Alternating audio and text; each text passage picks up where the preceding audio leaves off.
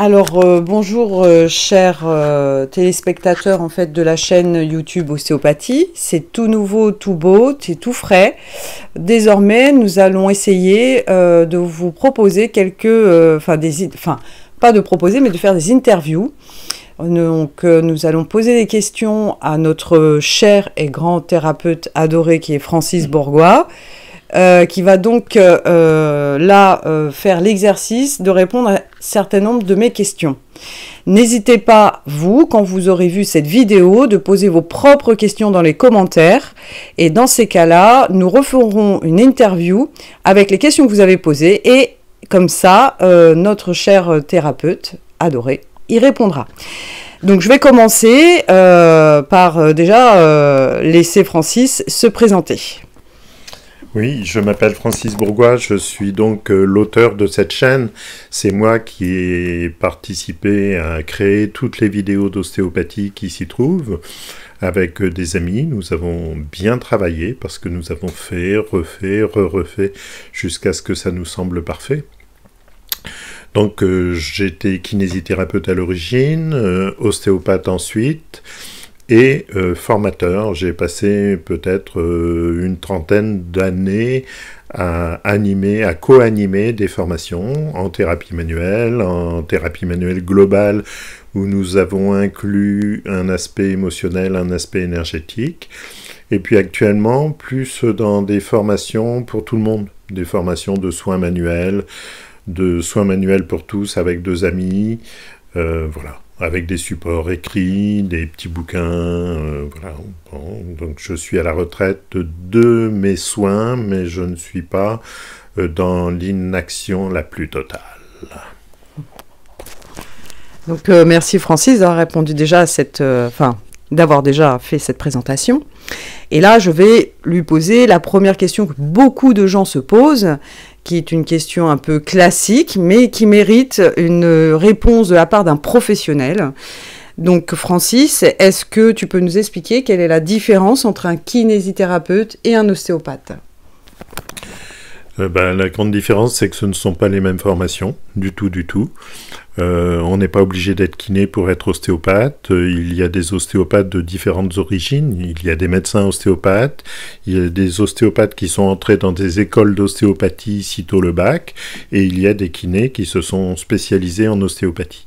Donc c'est un petit peu compliqué au niveau juridique. Et puis il y a des guéguerres entre chaque forme d'apprentissage. Ce qui est peut-être à noter, c'est que le kinésithérapeute va probablement rester symptomatique dans son approche et il va plus s'adresser à des pathologies reconnues et révélées. L'ostéopathe va davantage considérer la personne dans sa globalité et selon son approche, traiter plus la personne ou traiter une symptomatologie, mais en l'incluant dans la globalité de la personne. D'accord. Donc, juste ajouter que c'est complémentaire, oui. Que c'est pas l'un ou l'autre, oui. Que ça peut être les deux, oui. Parce qu'on peut être en cours de rééducation et que le kiné dise « Ah, là, je ressens qu'il vous serait bénéfique de recevoir un petit peu de traitement ostéopathique ou d'envoyer chez un ostéopathe. » C'est pas incompatible. Ce sont des choses qui se complètent. Mais il y a des choses en kinésithérapie que l'ostéopathe ne fera pas. Le kinésithérapeute, il va travailler à récupérer de la mobilité sur les suites d'une immobilisation, d'une fracture, etc. Il a des techniques qui vont nécessiter beaucoup de séances, alors que l'ostéopathe, lui, il va intervenir une fois toutes les 3 semaines, 3 fois maxi, un truc comme ça. D'accord. Donc quelqu'un qui se casse, par exemple, le bras, donc évidemment il va aux urgences, il va se faire mettre un plâtre, la kinésithérapie derrière elle va faire des choses, l'ostéopathie d'autres. Donc dans le cas d'un bras cassé, qu'est-ce qu'on conseille? On conseille les deux ou il peut se tourner directement vers un ostéopathe? Non, il va se tourner directement vers le kinésithérapeute qui sera incontournable et optionnellement vers l'ostéopathe. D'accord. L'ostéopathe qui a une approche globale va regarder les répercussions Oui, c'est Il ça. va peut-être regarder pourquoi la personne est tombée, pourquoi elle s'est fracturée. Interroger, il va disposer de plus de temps que le kiné, et il va intervenir avec des techniques qui ne sont pas les mêmes que le kinésithérapeute.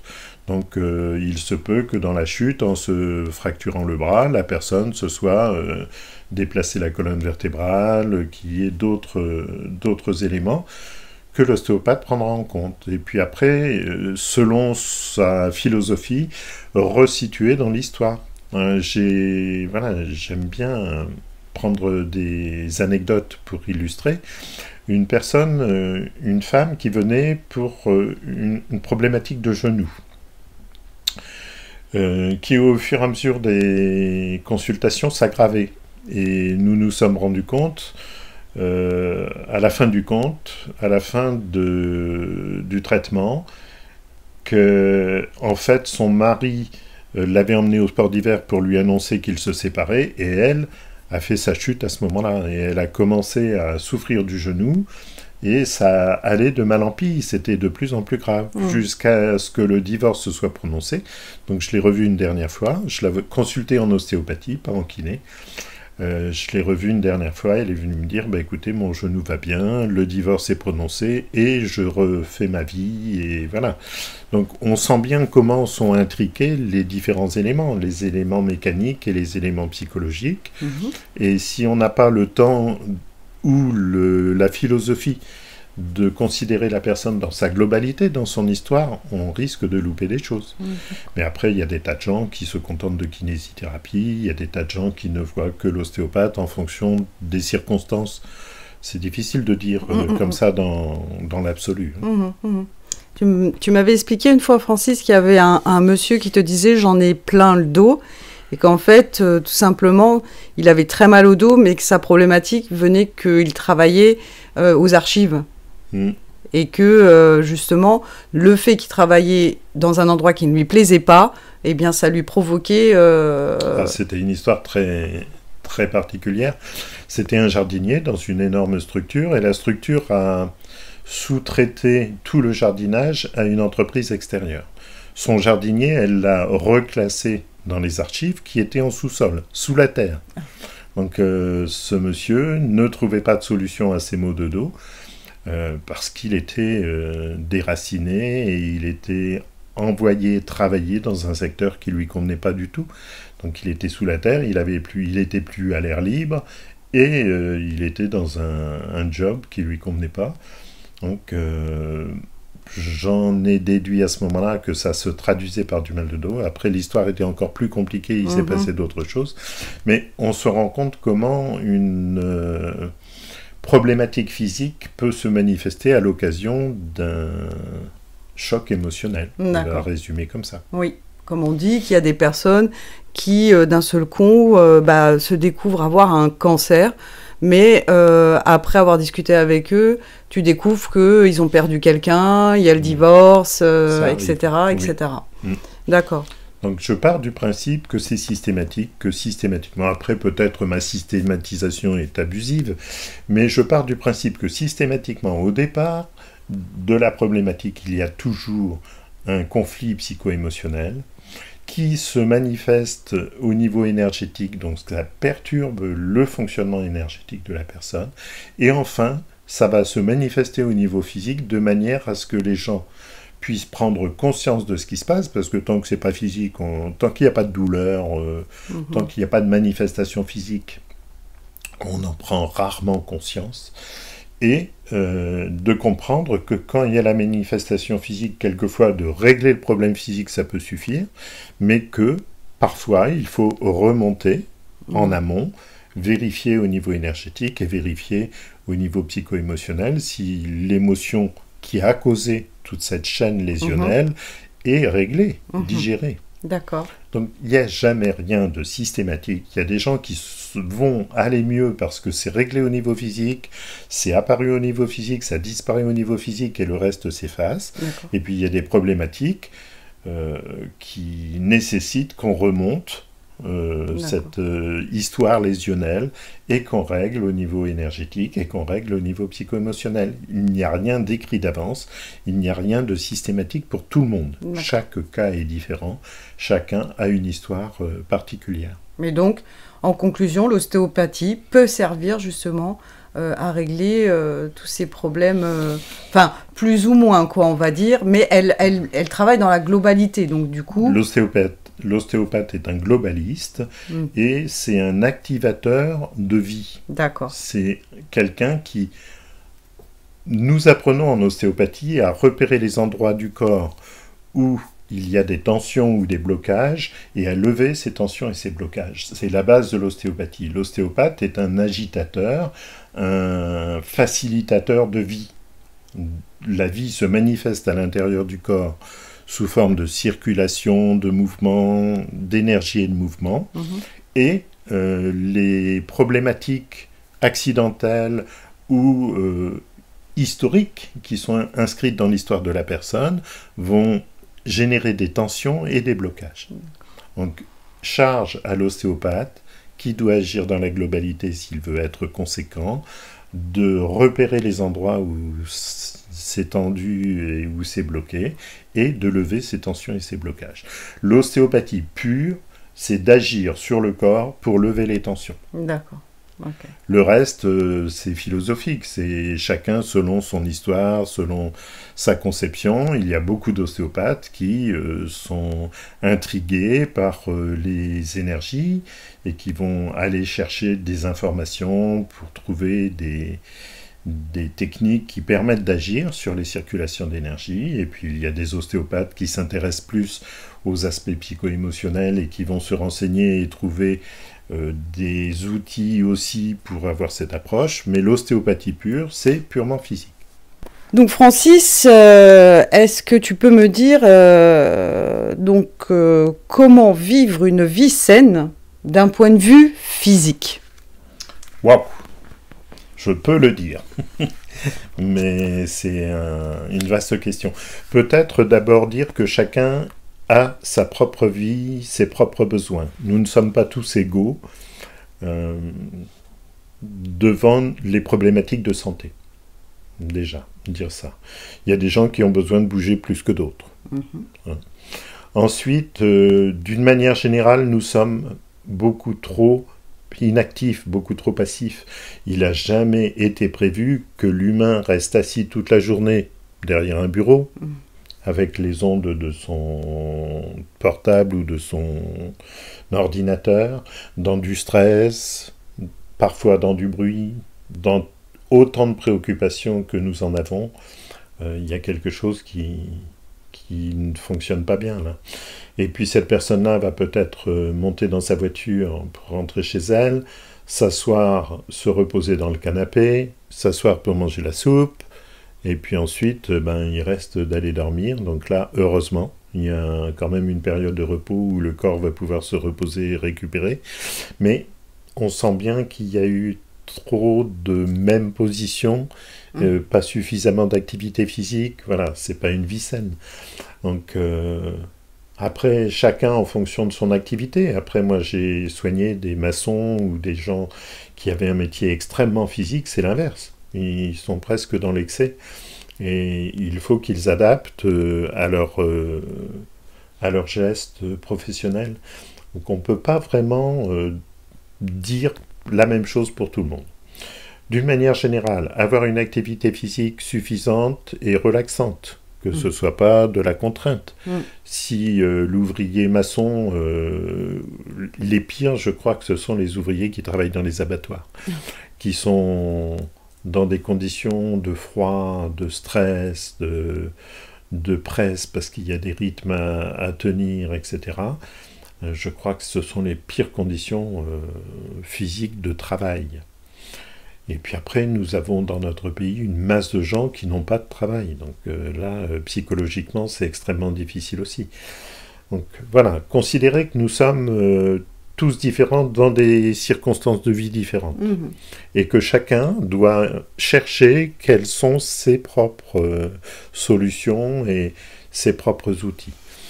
Ensuite, bah oui, la marche, c'est bénéfique. Pratiquer du sport raisonnablement, c'est bénéfique. Si on pratique du sport d'une manière intensive ou professionnelle, bah, il faut se faire suivre par des professionnels pour avoir l'alimentation adaptée, pour avoir les repos adaptés, pour éventuellement complémenter l'alimentation avec des compléments alimentaires naturels, pour voilà, aider le corps à se drainer, à se nettoyer, etc. Il y a toute une panoplie d'éléments à prendre en compte. Donc les gens qui bougent pas assez, les gens qui bougent presque trop, puis après il faut se faire plaisir, il faut que ça reste du plaisir. Quand tu racontais que tu allais au travail en marchant une demi-heure, tu le faisais avec plaisir. Avec plaisir, oui. C'était pas une contrainte et tu le faisais pas parce qu'il faut absolument marcher. Donc voilà. C'est un petit peu une réponse de Normand, c'est peut-être ben que oui, peut-être ben que non, mais vraiment chercher sur YouTube, sur Internet, des tutos qui vous expliquent ce que c'est que l'hygiène de vie, et puis choisissez en fonction de vos possibilités.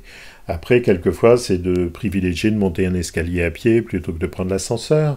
C'est de s'imposer, de se lever de son ordinateur, de marcher 5 minutes, de faire une pause, d'aller boire un verre d'eau, et puis de revenir s'asseoir la tête un peu vide. C'est pas forcément manger au réfectoire avec les collègues qui sont stressés et qui ne parlent que de boulot ou que de choses négatives qui se passent actuellement dans la société, etc. Hein, que chacun prenne soin de lui. D'accord. Ok. Voilà. Très bien. Et du coup, ma question suivante est un peu liée avec celle-ci. Ça veut dire que malgré tout, l'activité physique, alors, mais là, ça reste quand même dans le domaine, en fait, je parle bien de la santé, ça a quand même un impact sur notre psychologique. Donc ça veut dire que si on n'a pas d'activité, bon, on va faire boulot dodo, mais le psychologique derrière, il va pas être terrible. Donc il faut bien, enfin je suppose que en tant que thérapeute, toi tu préconises souvent à tes, enfin tu préconisais parce que tu ne fais plus aujourd'hui, mais de l'activité physique, c'est-à-dire, mais qui allait engendrer un meilleur mental. Oui.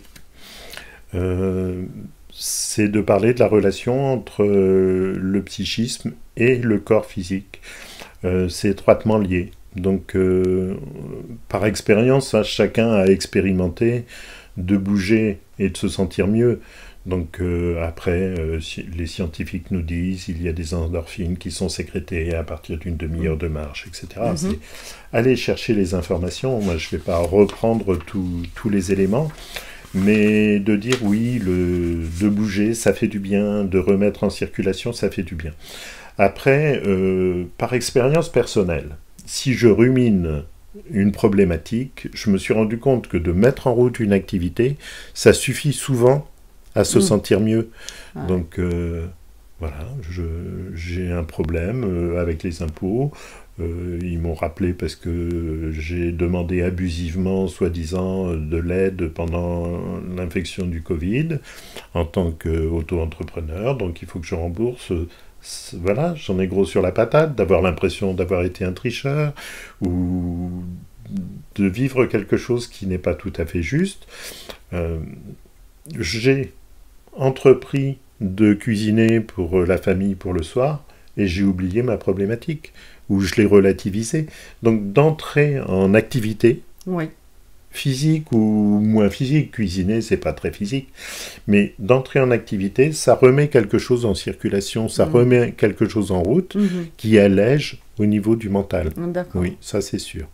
Après, il y a des sportifs qui sont complètement accros à leur sport. Oui.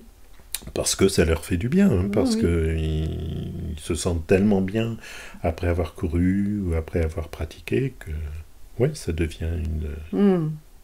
Donc ton conseil quand même, malgré tout, au niveau du quotidien pour les gens, c'est d'avoir, sans dire de faire un sport incroyable, c'est d'avoir cette petite activité qui peut être de la marche, qui peut même être aller cueillir du raisin dans une vigne, voilà, qui peut être faire de la cuisine avec les enfants. En fait, c'est quand même remettre la vie en mouvement pour éviter que les méninges continuent de... Je ne sais pas pour vous, mais moi j'ai un mental extrêmement puissant qui, qui utilise toutes les opportunités pour s'imposer à moi et pour me prendre le chou. Et parmi les outils que j'ai à ma disposition pour relativiser ces pensées et ce mental, c'est de me mettre en activité. Mais c'est pas forcément une activité hyper physique. Hein. Ça peut être une promenade, mais ça peut être un petit peu de jardinage, ça peut être de la cuisine, ça peut être d'aller faire les courses, ça peut être quelque chose de très très simple, hein, qui peut s'inclure dans la vie quotidienne. Depuis très peu de temps, j'ai décidé que de faire le ménage, c'était sympathique. Et je fais le ménage avec le sourire et avec bonne humeur, avec plaisir. Et une fois que mon ménage est fait, je regarde mon salon, puis je dis « Waouh, je suis fier de moi et je suis content. » Voilà. C'est pas forcément s'inventer des sports coûteux ou d'avoir besoin d'un matériel sophistiqué. Ça peut être prendre la vie quotidienne autrement. Ah oui. Avec plaisir, et d'inventer du plaisir où nous avons cru que c'était difficile et que c'était chiant. Voilà. Hein, vivre autrement. Ah oui. Donc c'est comme tu dis, pour moi, ça veut dire vivre en conscience. Souvent tu me dis, vis en conscience, vis ce que tu es en train de faire, ce que les gens oublient. Oui, si mon mental prend le dessus, je n'ai plus la main. Et de le conscientiser, de le voir, déjà, ça relativise beaucoup. Après, d'accepter mon imperfection, d'accepter ce mental qui prend le pas dès qu'il le peut, et d'en sourire, de dire « Ah ben, c'est parce que je suis humain et parce que je ne suis pas parfait que je me suis laissé aller à ma tristesse ou à mon dégoût de moi-même, ou voilà, n'importe quelle option que le mental utilise pour occuper toute la place, ouais. Et à ce moment-là, de prendre conscience, de mettre en route une activité et d'y prendre plaisir, moi, ça me comble de bonheur. J'ai pas besoin de beaucoup plus. Et du coup, je continue sur cette lancée où on est en train d'expliquer aux gens qu'est-ce qui serait bien pour eux, enfin pour améliorer, on va dire, et faire de sorte de vivre une vie saine et équilibrée. Il y a aussi l'alimentation. Est-ce que toi, en tant qu'ostéopathe, tu peux dire quelque chose sur l'alimentation ? Si je parle d'alimentation, je vais rester sur des traits très généraux. En quoi ça concerne l'ostéopathie ? Tout ce que je viens de dire à propos de l'activité physique, en quoi ça concerne un ostéopathe ? L'ostéopathe, dans la mesure où il passe du temps avec la personne et où il a une approche globale, il va prendre en compte tous les éléments qu'il connaît ou sur lesquels il peut parler, qui jouent en faveur de détendre la personne, de lever les tensions. C'est son métier. Donc il peut le faire d'une manière physique pure et puis s'en contenter, et c'est parfait, c'est un très bon ostéopathe. Et puis il peut, dans la discussion, donner quelques conseils. Donc ça peut être de consulter un spécialiste de l'alimentation, de dire écoutez, avez-vous pris conscience que votre alimentation est importante et éventuellement il existe des professionnels qui vont vous aider à régler des problèmes à travers l'alimentation, et puis de donner des conseils très simples. Un conseil très simple, de boire un verre d'eau toutes les heures. Un petit verre d'eau, il n'y a pas besoin de boire une bouteille. L'anecdote, c'est un forgeron. C'est curieux parce qu'il n'y en a plus beaucoup, Donc un forgeron qui consulte en ostéopathie parce qu'il a mal au dos. Et pour lui, c'est quelque chose de récent et nouveau. C'était un homme massif, musclé, costaud, qui était capable de tenir la patte du cheval et puis d'avoir bien tapé sur le fer sur son enclume, et puis ensuite de ferrer le cheval. Enfin bon, c'était vraiment une force de la nature. Et mal au dos, donc on discute, oui, vous êtes à votre forge pas mal de temps, oui, j'y passe du temps, et puis il fait très très chaud, est-ce que vous pensez à boire ? Elle dit, non, je bois relativement peu, voilà, donc essayez de boire davantage. Donc je lui explique qu'il n'y a pas besoin de boire des litres et des litres, mais le fait qu'il soit à la forge, qu'il soit dans une activité assez costaud, Ça me semblait important. Et je l'ai revu 6 mois après. Et il me dit, j'ai plus eu mal au dos pendant 2 ou 3 mois. Il dit, rien que de boire, j'ai l'impression que ça m'a aidé. Et pourquoi vous revenez? Et il dit, parce que j'ai oublié de boire. Et il revenait consulter en ostéo parce qu'il avait à nouveau des douleurs, mais il avait pris conscience qu'il était resté un moment sans boire et qu'il allait s'y remettre. Donc j'avais même plus besoin de lui dire. Il avait pris conscience tout seul. Et nous sommes comme ça, nous avons des habitudes, nous essayons de dépasser nos habitudes. Hein, si j'ai l'habitude de boire très très peu, quelqu'un va me conseiller de boire, ça ne va pas le faire. Il faut vraiment que je fasse un effort, que je laisse traîner une bouteille ou des post-it avec marqué « boire » dessus, qu'il y ait des... Voilà, c'est comme ça, hein, notre esprit fonctionne pas toujours à notre avantage.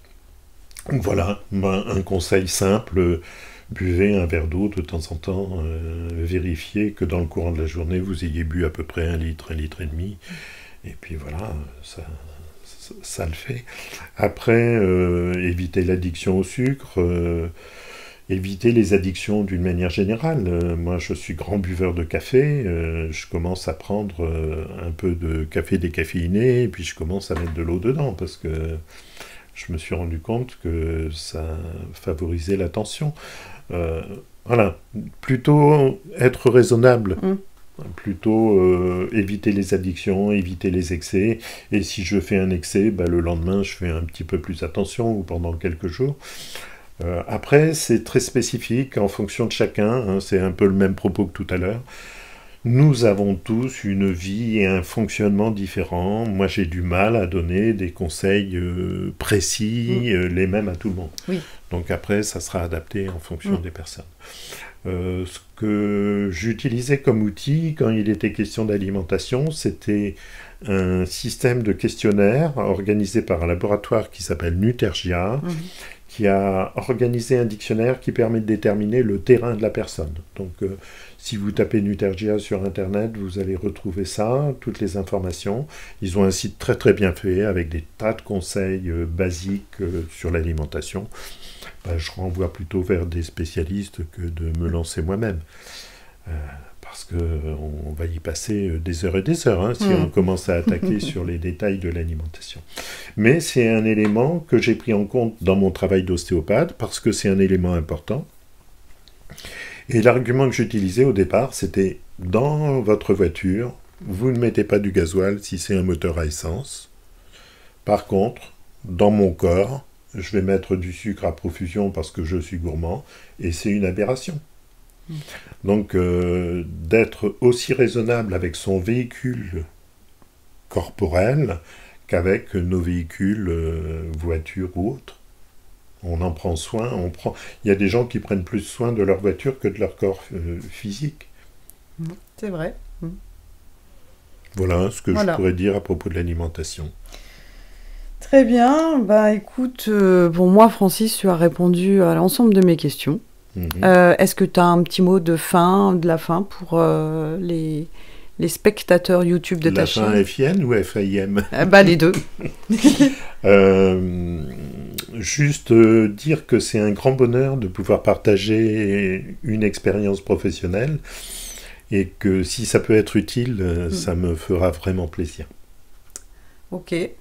Donc, effectivement, je pense qu'avec Francis, on va continuer les interviews, mais le prochain, en fait, il sera dédié avec vos propres questions. On les notera et puis on y répondra comme ça, par le biais d'une petite vidéo, comme ça, voilà, c'est un petit peu plus vivant que d'avoir effectivement du texte. En tous les cas, on vous remercie vraiment beaucoup de soutenir cette chaîne. N'hésitez pas à vous abonner à cette chaîne, n'hésitez pas à liker les vidéos, vous pouvez en revoir un certain nombre, hein. Vous avez des exercices, vous avez la présentation des petits livres Le corps magicien, les soins manuels pour tous. Donc voilà, on vous dit à bientôt et on vous remercie vraiment beaucoup de nous avoir regardés. À bientôt. Bien. Voilà.